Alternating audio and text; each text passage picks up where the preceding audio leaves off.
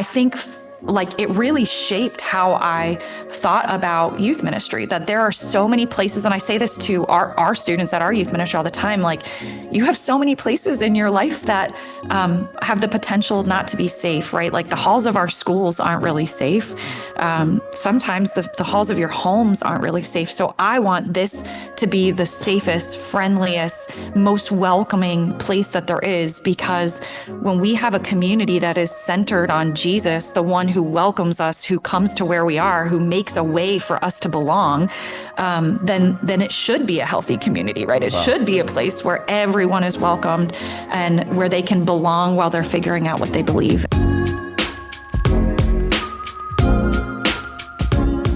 Hi, friends. Welcome to Vitals for Youth Ministry podcast. My name is Aaron, Director of Lead the Generation. I got Caleb Leak in the studio with me today. And it's a good day today because day. At the time we're recording, the Steelers won our first game. The weather's amazing. And yeah, it's pumpkin spice latte season too. So it's just like we're hitting everything that makes it And a good day. the audience wouldn't know this, but the last time you and I recorded, it was like 95 degrees in here. Do you remember this? We were stuck to the chairs, and so we're excited. It's a good day. It's a good day. It's a better day though, because we got the one and only Carrie Brooks as our guest on the podcast. Carrie, what's up, friend? How are you? Hey, good. So excited to be here. Excited to have you with us. And Carrie is no stranger to the Lead the Gen family. You've been with us from the very beginning and have really helped lay the foundation for so much of what Lead the Generation is. But for maybe those that are a newer listener, Carrie, tell everyone a little bit about yourself, your husband, your ministry. Give us some of the highlights. Yeah, so my name's Carrie Brooks. I have been married to my husband, Isaac, for 7 years, just celebrated our 7th anniversary. Come on. Heck yeah. And no kids, but we are hoping to get a house and a dog soon. That is like that is our focus and our dream. And I am the youth pastor at Connection Church in Pottstown, Pennsylvania. Got an awesome group of students and leaders that I get to pour into every week, going on 18 years of youth ministry, which is crazy. Wow. Yeah. And, when I'm not doing youth ministry, I'm hiking, riding my bike, or playing mini golf. Heck yeah. Let's go. Wow. Hiking, riding my bike. That's a youth pastor's great hobby list right there. Mini golf. How often are you playing mini golf? That's Are you like in a league? Are you like in a competitive mini golf league? Well, I wish. That would be so fun. My husband and I have this like goal in our marriage to play mini golf in all 50 states. Whoa. And yeah, so we suck, and we've done maybe like 8 states. But who's right better? now. Between the two of you, who's better? Okay, well, I'm going to say me because Isaac's not on the podcast. Yeah. But yeah, we just played over Labor Day, and I schooled him by like 10 points. So I feel like that's good, but that's the first time that's ever happened. Okay. So if I'm being honest. Yeah. And just for your benefit, Carrie, it's not points, it's strokes. So I just want to get your verbiage right. Well, that's probably why they won't let me in the league. You don't know about the league for that reason. Right. Dude, starting a league, I feel like a mini golf league would go crazy. That's a good idea. As long as you're not giving out points. Yeah. Right. Yeah, you can call out points in that league. Oh my gosh. I got this crazy hole in one though when we were playing, and we were both losing our minds. We looked like idiots out on all these families are there. They're just trying to teach their kid how to, hit the ball. And I'm like dancing around. I'm so excited. Amazing. Oh, that's awesome. Amazing. I've never heard someone say mini golf as a hobby, but I absolutely love it. And Carrie, you are a friend of Lead the Generation. So every time we have people on, we ask them for their youth pastor story. We have heard this youth pastor story. Which means we're already excited about it. We're already excited about it because every time I hear it, I think it's hilarious. We were all sitting together for lunch one day, and so for those of you that are familiar with Vitals for Youth Ministry, you're familiar with Carrie because she was one of our contributors and she's a part of that whole project. And one of the days after we were done shooting some of our content, we were sitting around, which is kind of where this whole idea came from. Legit, it's where it came from. We were sitting around just telling stories, and Carrie, you told this classic youth pastor story. Yeah. So the floor is yours. We're really so to hyping speak. this up, by the way. Oh too, no, but I it's think okay. it lives up to it. It will not disappoint. Yeah. So in my first couple years of youth ministry, I was at this church that was kind of in a more rural area. And I think as happens in rural areas, a lot of homeschooling families. And one of the things that I'm super passionate about is showing up at kids' events. I try now to, hit as many as I can. I deploy my youth leaders to hit as many as I can, because for me growing up, and we'll probably talk about this a little later, like my parents weren't at anything. So my youth pastor would show up, and it meant the world to me. So I was like, man, that's the kind of youth pastor I'm going to be. And so I have all these homeschool kids, and this one family, they're part of a co-op. They're always getting together with other groups of people to do different things. Their kids played on like local sports things, whatever. They tell me, hey, our kids are in a play. Could you come to their play? And I'm like, heck yeah, I'll be at this play.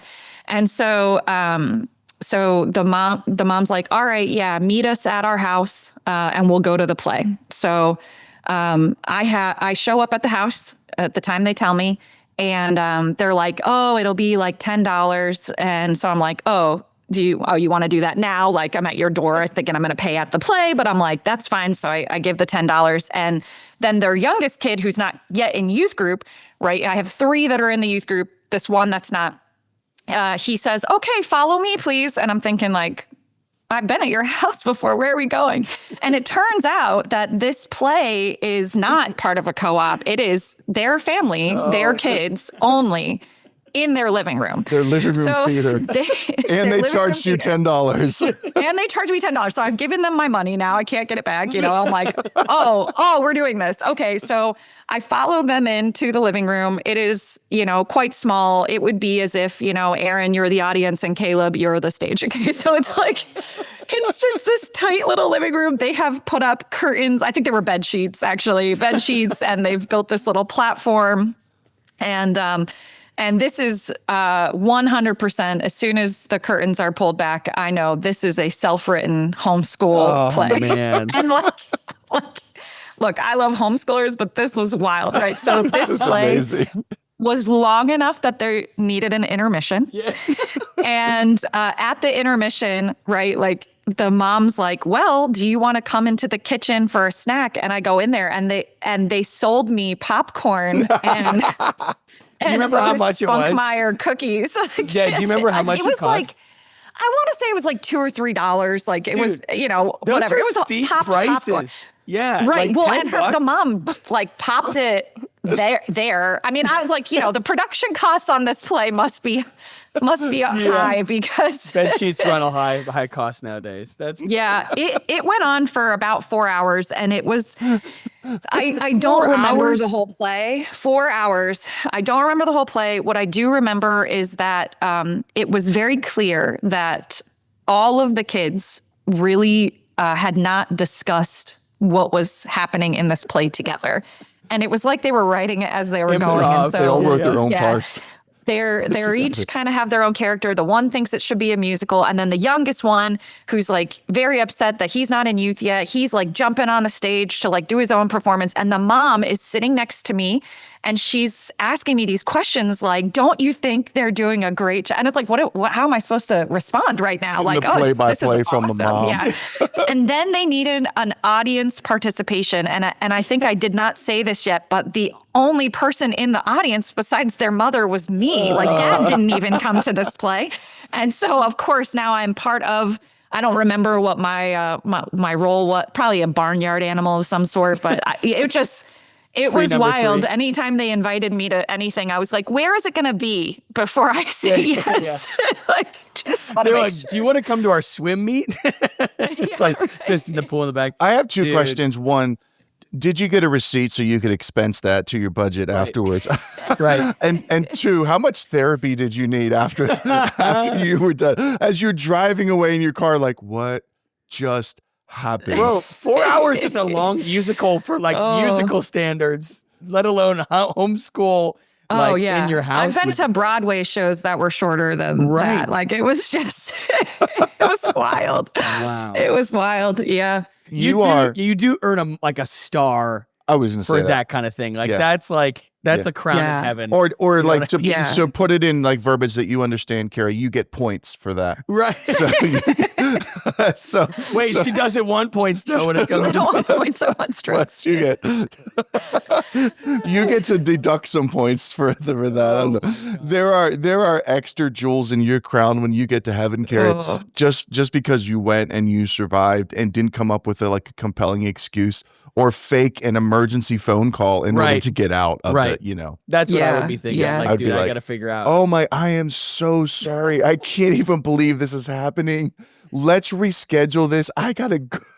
Oh. I feel like because it was so rural, my phone may not have worked at their house. Like, They're like, reception doesn't. it was like, there's no way to get out of this. And one of the older two is a youth pastor now, and I'm always like sending him to Vitals. So I'm like, bro, I hope you're not watching. Like, maybe he's like, well, that must have been some other homeschool family, Yeah. but I don't think so. Is he going to hear this? Is there a Maybe, possibility? I don't know. I Let's don't know. go. Do you just want to knows give him a I love shout out him. real quick? I mean, I do not. Just in case. Oh, amazing, amazing, amazing. Love it. You are youth pastor extraordinaire, Heck yeah. Carrie.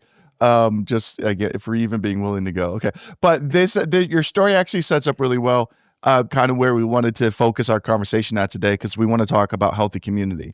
Yeah. Again, if you're familiar with Vitals, you know this. If you're not, and you have no idea what Vitals for Youth Ministry is, go to leadthegeneration.com, check out Vitals for Youth Ministry.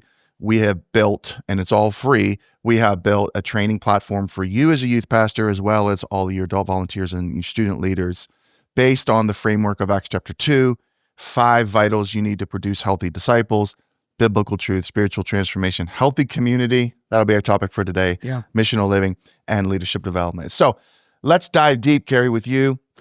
When we talk healthy community, we're talking about the culture of our youth ministry. We're talking about relationship building with our students, with our leaders. I'm assuming we'll probably maybe even touch a little bit on small groups and maybe the value of creating some healthy small group experiences in our youth ministry. So, Carrie, just jump in for us. What are some of your big thoughts? 18 years of youth ministry experience. You think healthy community. You think about building relationships with students. Just kind of take us from the top, and we'll just kind of work our way through some of the ways in which you've done that in your youth ministry. Yeah. I mean, so I said kind of in my little intro to the story, growing up, I didn't have a Christian family. And I also didn't have a very involved family. There was a lot of traumatic things happening at home. And so I was involved in a lot of stuff, mostly to stay out of my house. And, but like, I would go, I'd play soccer, run cross country, ski, because I grew up in Maine, like all these things. And at the end of games, at the end of races, at the end of band concerts, like all these parents would be like kind of flooding their kid. Oh, I'm so proud of you. And for me, that wasn't my experience. I had a mom who really loved me, a dad who was kind of absent, and but just like there wasn't time for them to be there. And I remember toward my upper high school years, we got this new youth pastor, and I'll never forget it. I was coming toward the end of a cross-country ski race. So not even like downhill where everybody gets to stand together, like cross-country, you've just been in the woods for, 20 minutes and you appear all of a sudden. And I'm coming across the finish line, and there's my youth pastor bundled up, ringing a cowbell, because that's what you do for these kinds of races. And he's just cheering me on. And I got to the finish line and just broke, because I thought, Wow. Well, this guy, like someone loves me. And it was like, I never had associated how unloved it feels when someone's not at something that's important to me until that moment. And for me, that was such a big deal. And I think like it really shaped how I thought about youth ministry, that there are so many places, and I say this to our students at our youth ministry all the time, like you have so many places in your life that have the potential not to be safe, right? Like the halls of our schools aren't really safe. Sometimes the halls of your homes aren't really safe. So I want this to be the safest, friendliest, most welcoming place that there is, because when we have a community that is centered on Jesus, the one who welcomes us, who comes to where we are, who makes a way for us to belong, then it should be a healthy community, right? It should be a place where everyone is welcomed and where they can belong while they're figuring out what they believe. And so that's really, community means a great deal to me because of that. And it's something that we work really hard to create in our youth ministry, to have kind of a family culture. It's not perfect, but in the thought of being family, we try to model after, what does God's family look like, where we're all welcome, we're all wanted, we're all known, we're all loved. And so we have a couple different things that we do that, but that's just kind of like the general framework, I think, for healthy community for me. Yeah. Carrie, I love that it comes out of your personal testimony, like the framework for how you do ministry. But I know this too, like amazing youth ministries like the one that you have aren't just that it's coming from you, but it's things that you've poured into your leaders and ways that you've multiplied that vision into other people. So what does it practically look like for you to take that burden you have of helping, students who feel unloved or people who feel like they don't have a place or don't have people to believe in them? How have you multiplied yourself into your team or even to other students to catch that as well?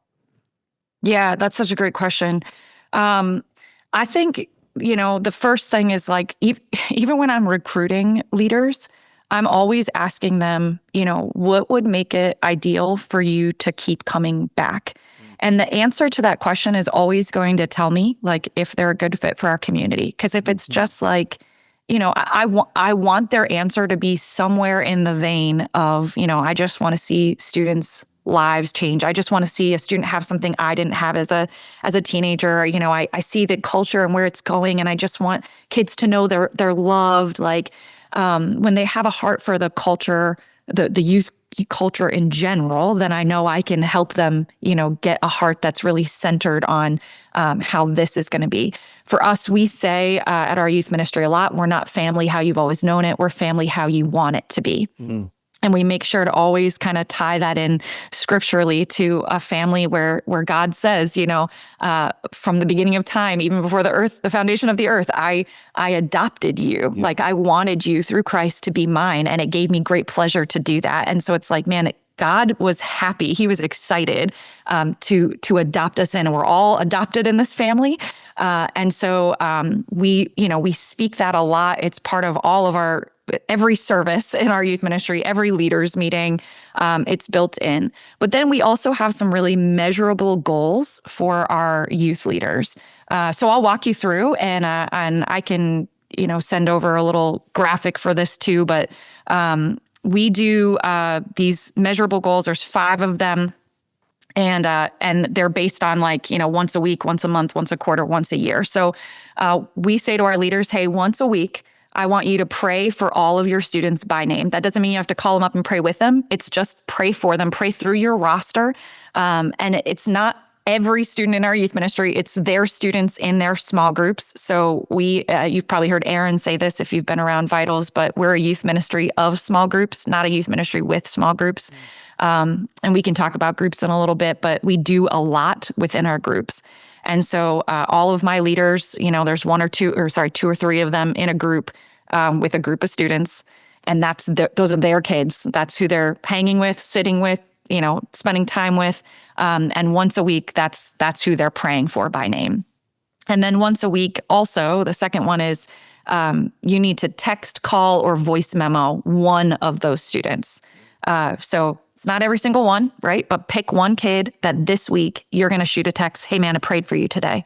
Hey, anything going on in your life that you want to talk about? Third is once a month, send a card to one student. Kids don't get mail anymore. And so it's a cool thing, right? To get a card. Yeah. And it could be you pick a kid, it's his birthday that month. You pick a kid that, they're going through a hard time. It's up to you, but pick a different kid than you texted and send a card to one student. Kids don't get mail. They also don't know how to send mail. This is right. Oh, right. Is it bad that I have to look up every time? Are you serious, Caleb? You're like, wait, where does the stamp go? Legit, I have to do that. I'm like, I just got to double check. No, I love that though. That's awesome. That's so intentional too. It is. And it's easy to ask, hey, did you send the letter? Right. Right. And then once a quarter, so number 4, once a quarter is get in their world. So that could be you go to one of their events, like show up. We have our kids bring their schedules to us. Their schedules are put into like a master calendar that all of our leaders have access to. And then the leaders can just like text the group chat like, oh, hey, I'm going to see, Haley play softball today. Who wants to join me? But we say get in their world. So that could be go to an event. It could also be, take them out for ice cream, have them dropped off at the local parlor, and you two are going to hang out for a little while, or, get a couple of them together, but get into their world in some way, spend time with them outside of our normal youth service. Do you give like bonus points if they go to a homeschool co-op play? You mean strokes? Strokes, bonus. Yeah, they get extra strokes. Can you imagine? We do have some kids who are in co-ops, and I'm always like, do you guys do any events? And they're like, not really? I'm like, okay. Well, if you ever do, let me know. Let me know. We won't put that one in the calendar.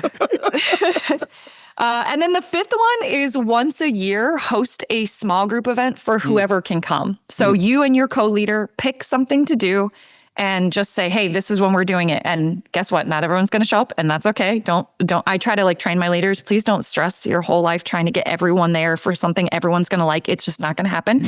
Pick something that works for you. Your kids will show up because they want to be together. Yeah. And so we have kids like this past weekend, our senior high boys leaders, or like our 12th grade boys, they went hiking. So free. Yeah.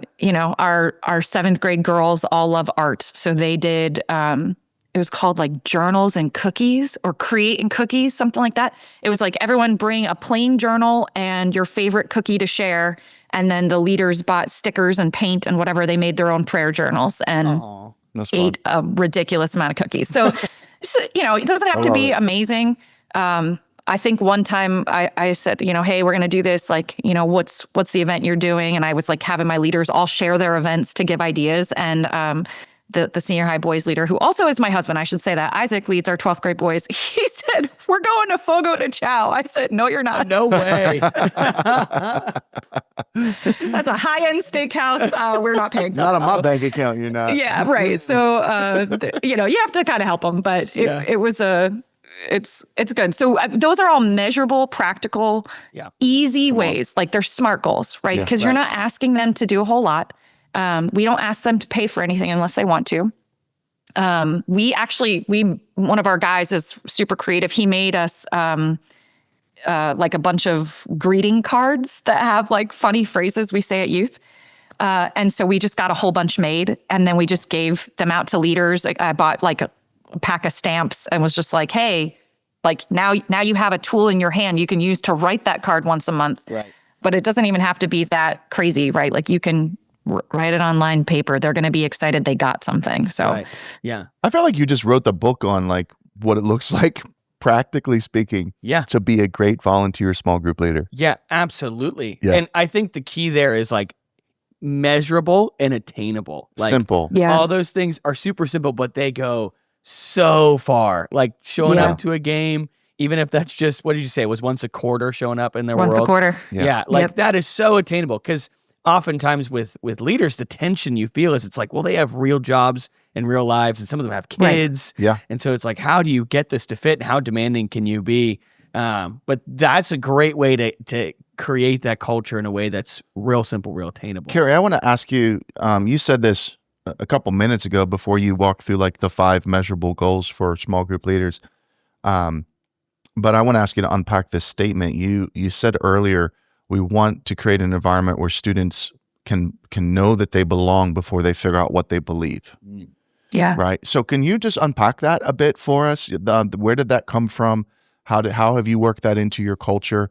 I mean, I'm hearing the 5 things you want leaders to do, and I'm hearing very loudly, like, this is how we help them know that they belong. Sometimes my experience has been that leaders are intimidated because they feel like all of their relational efforts with students is going to focus on the belief part, tough questions, theology, what's happening in culture, right? It feels like you got a really healthy balance between those two. So let me kick it back to you. Just kind of unpack that statement for us a little bit, belonging before believing, or while figuring out belief. Yeah. I mean, I think, when I look at the gospel, I'm like, man, Jesus came to die for everyone. So therefore everyone can belong when their faith gets them to a place where they become part of his family, right? Yeah. But I think that, kids are looking for a safe place to plug into. And if the basis of being in the family of God, right, is that there's a faith element, right? I'm going to place my faith in Christ, and now I've become adopted into his family. Yeah. But I think when it comes to our youth ministries, there has to be something that gets them in the door. There has to be something that makes them want to come back. Because a lot of them are coming in, we're telling our kids to invite their friends. We're going into schools and making, come to our youth group, come check it out. But if you have to believe before you get in the doors of the youth group, then your youth ministry isn't really missional. It's a place for churched, saved people. And I don't actually think that that's, maybe what all youth ministries should be. At least for us, we want to be missional. We want our kids to have a heart and passion to reach their friends, to reach the lost. And so for us, we say hey, you can come here and belong to the youth ministry. And we have kind of this discipleship process. I would say, I'm going to use little air quotes because I wouldn't say any of our leaders could say this out loud necessarily. It's kind of brewing in my head, but we kind of say, you belong, then you believe, you behold, and then you behave. Right. So I think kids come in, and if they can feel welcomed and they can feel loved and they can feel like I have real friendships here, I have a safe space that I can't find somewhere else. And not just because we're friendly, but because we are focused on Jesus. I said to my kids, even this past Wednesday, we were talking about what does it mean to be family, because we just welcomed in all of our new 7th graders. And I said, hey, listen, this is not a youth ministry just for people who already have a relationship with Jesus. I know some of you are here and you're trying to figure out what you believe, and that's okay. We're so pumped you're here. Yeah. And so you can belong here without believing this, but what you need to know is we are always going to talk about Jesus. We are always going to tell you that his word is the only absolute truth. We're going to tell you we're always going to worship. We're going to tell you how you can connect and have a real relationship with him. So we're not, for those who might be concerned, right? We're not watering down the gospel. We're not trying to push that out of the way. And we're certainly not saying you don't need faith to be part of the family of God. But what we are saying is, while you're here, you're going to learn truth. But this is a place you can find deep friendships, and you can find the path you want to be on. And then when you start to believe and you behold Jesus and all of his glory and all of his goodness, then that's going to change the ways you behave. That's going to change the outcome of your life. Right. Man, you tried to make that sound like you didn't have it together, but it was super together. That was well, so I good. have it together, right? Caleb, I don't know. I don't think you can see Caleb's visceral reaction to that. He was. Yeah, wait. You said belong, to behold, to believe, to behave. Yeah. Right. Yeah. That is brilliant, and it's so accurate. I think sometimes I feel like when parents drop their kids off, it's changed how they behave, and then hopefully they find belonging and all that stuff. Yeah. So it's we can weirdly get it twisted, but that's beautiful, and I think that's a great way to illustrate why community is so important to youth ministry, because their whole world at that age group is built around who am I and where do I fit in this in this world. Yeah, and so creating that safe place where they can belong and not feel intimidated that they have to understand or grasp everything that it means to follow Jesus yet, because that's the key to discipleship of that age group, which I think makes youth ministry distinct from any other youth ministry, because that part is so vital. Yeah. So Carrie, you have helped us so much just kind of unpack some of the foundational principles of here's what healthy community looks like. You've even given us some practical stuff on the side of if you're a small group leader, here's some things you can do that are very simple, very measurable to create, belonging and create an opportunity for kids to behold and believe and behave. It's all brilliant. I love it. Could you just, we got a couple minutes left with you. So there's probably some youth pastors listening, whether they're, full-time vocational like you are, or like you, Caleb, or, whether they're bivocational part-time volunteer, but they're trying to wrap their head around the structure of small groups. Okay, how do I do it? How do I create small group structure? So Not that your structure, Carrie, will be applicable to everyone who's listening, but I just think it's helpful. So could you just walk us through that side, the kind of the logistics and structural side of how you created your small groups and how it works with your leaders and all that? Yeah, absolutely. So I think for all those listening, I would just say there's a lot of right ways to set up small groups. Yeah, that's And so good. just like Aaron said, like this may not work for you. You got to figure out the model that does work, and you got to give it at least 3 months of trying it before Yeah. you can say it worked or didn't work. For us, we split all of our students into grade and gender-based small groups. So I have, 7th grade girls, 7th grade guys, 9th grade girls, 9th grade guys, all the way up. We didn't do that for a long time. We used to just do like middle school girls and middle school guys, high school, until we had enough critical mass to put them in grades. Yeah. But for us, one of the things that we do is our small group leaders, which, hopefully when they come, they stay for the whole time, right? But like we ask them when we recruit, we say like, hey, come be the class of 2031. That's the grade we just brought in. 7th graders are 2031. Does that not make you feel so old?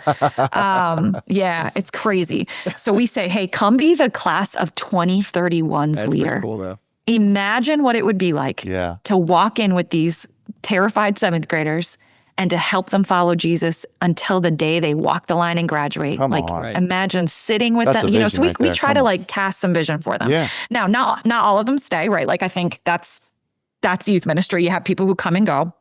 But right now, my senior high leaders have been walking with the same group since 7th grade. Wow. And so yeah. they're funny because they're saying to me like, I'm not ready for them to be seniors. Like they're getting choked up. I'm like, I know, like, welcome to my world. They all Right, leave yeah, me, So for us, that's the way they do it. They move with their leader, or their leader moves with their group.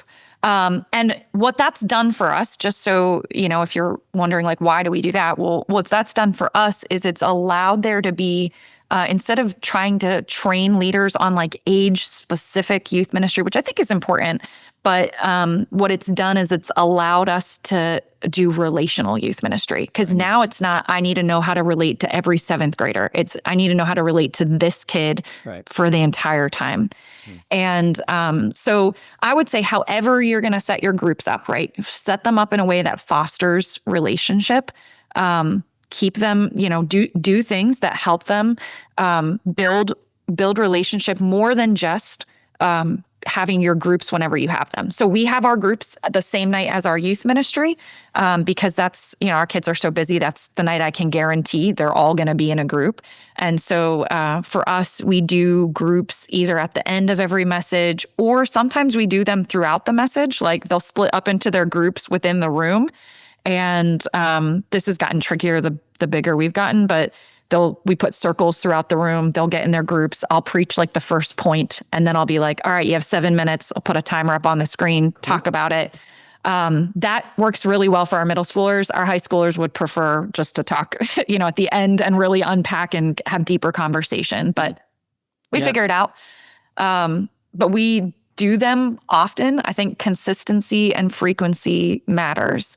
And so however you're going to set them up, whether that's on the same night as your group, a different night, you're going to, mix some guys and girls, whatever you're going to do, you need to think through what's going to be highly relational for my students, what's going to create a safe space where they feel like they can talk about the deep things in their life. Because Gen Z and Gen Alpha, they actually need to talk out their faith. Like if they're not talking about it, then they're not going to actually like own their discipleship process. They need to talk as a way to be part of it. And then you need to train your leaders. Like this is not a second chance for them to preach the message. Yeah. They might have like curriculum they're going through if you're not doing it at the same night as your youth ministry.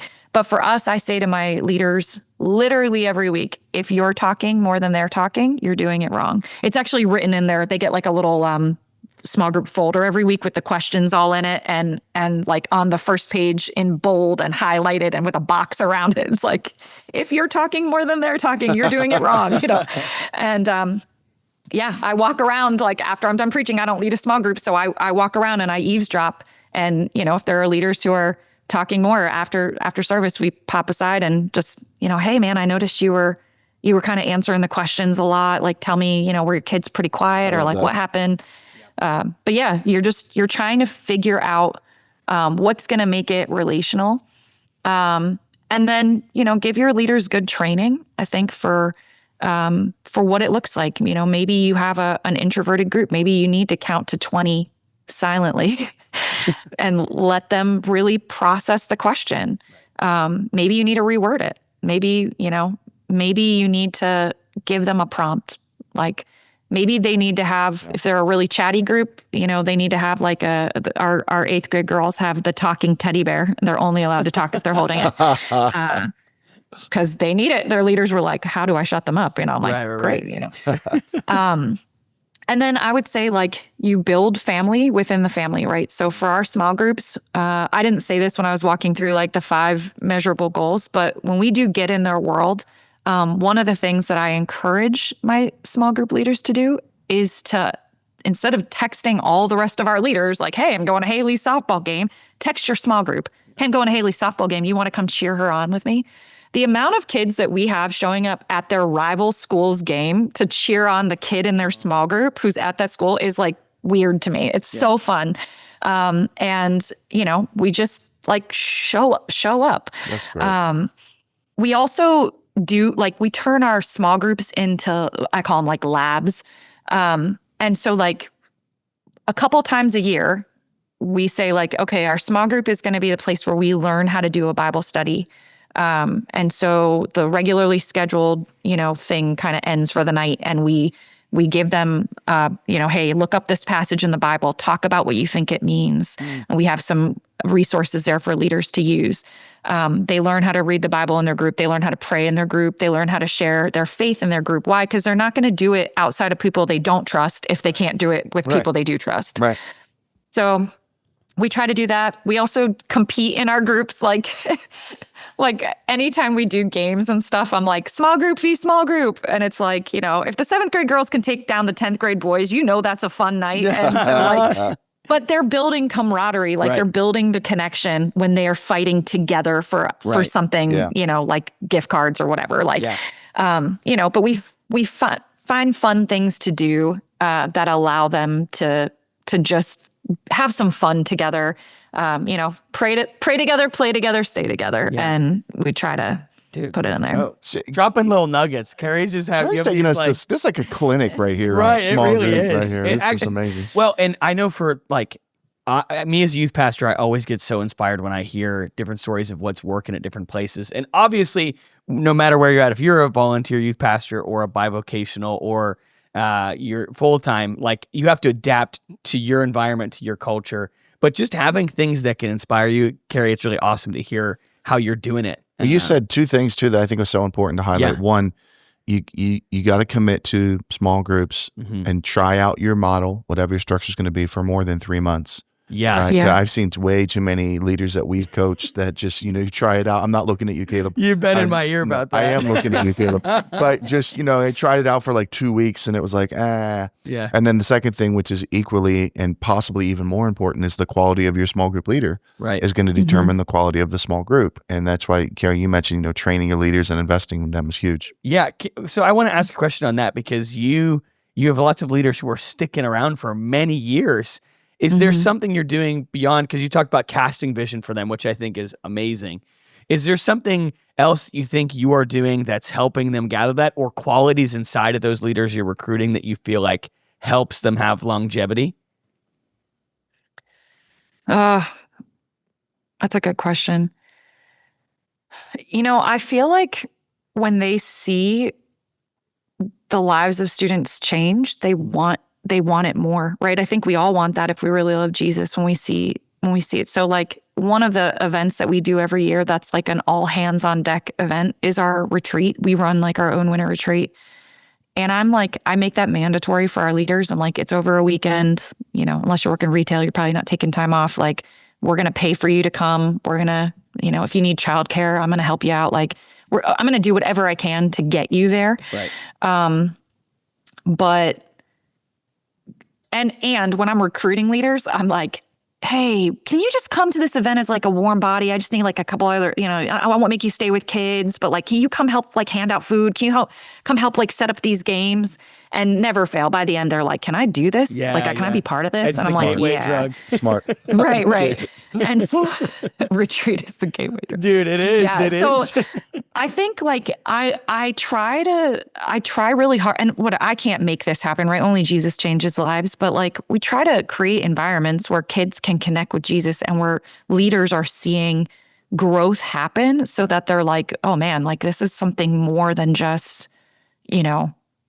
like glorified babysitting. And I Right. would say like how you run your youth service and how engaged you allow your leaders to be actually matters, right? Like my leaders all have responsibility we have our youth on a Wednesday night, right? So they're leading their small group, but they're also helping with the worship team. They're training kids. They have like certain kids they have to connect with. They're overseeing student ministries.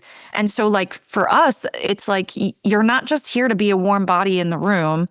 You're here to connect with students and to point them to Jesus. And so like there's an expectation that your main job, like I'm not going to pile you with things to do. I just want to know you connected with a kid tonight. Like have one meaningful conversation tonight.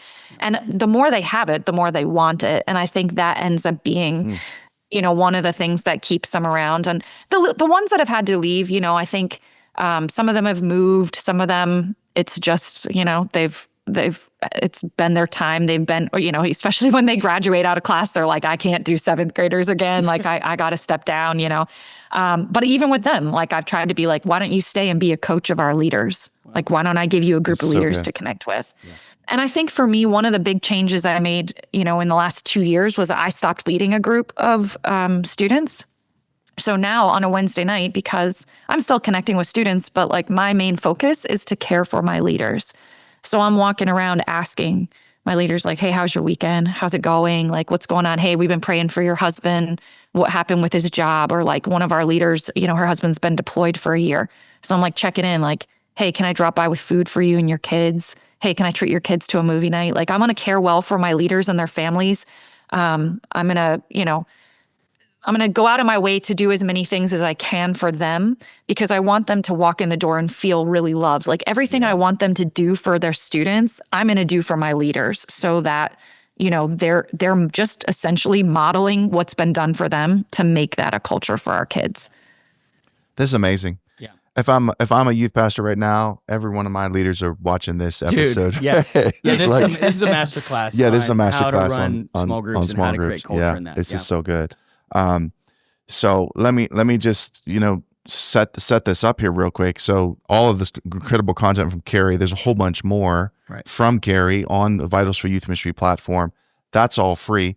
And then if you really love what you're hearing, Carrie helps us do a lot of coaching with Lead the Generation, which we're going to be bringing back our coaching cohorts next year after Lead the Generation conference. Woo! Right? So if you've been rolling with us this whole podcast, then here's, a nice little moment for you. So April 25th in Reading, Pennsylvania, hosted at GT Church, we're bringing back Lead the Generation conference, a one-day in-person experience for youth pastors to bring their entire leadership team of adult volunteers and student leaders.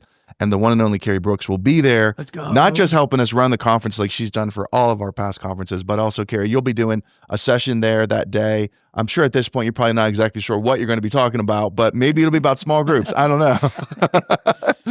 It could be. But we're excited about that. It's going to be an incredible day. And by the time you hear this podcast, everything will be up on the site, registration, early group discounts, all that kind of good stuff is going to be going on. So hopefully we'll see you at the conference. You'll get a chance to connect with Carrie. That'll be amazing. So heck yeah. Carrie, this has been awesome. Thanks for being here. How can people thanks for having me. Connect with you if they have questions or if they want to reach out to you? What's the best way to do that?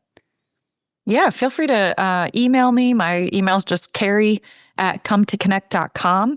And then I'm on Instagram, but I'm like really bad at my personal Instagram and like somewhat decent at our youth Instagram. So at Connection Youth, so it's CXNYTH is our youth one. And then mine is at Carrie Ann, My Wayward Son, like the lyrics from Kansas. Oh, nice. Oh. Were you going to sing it? Yeah. No, I so just long. It's I've so long.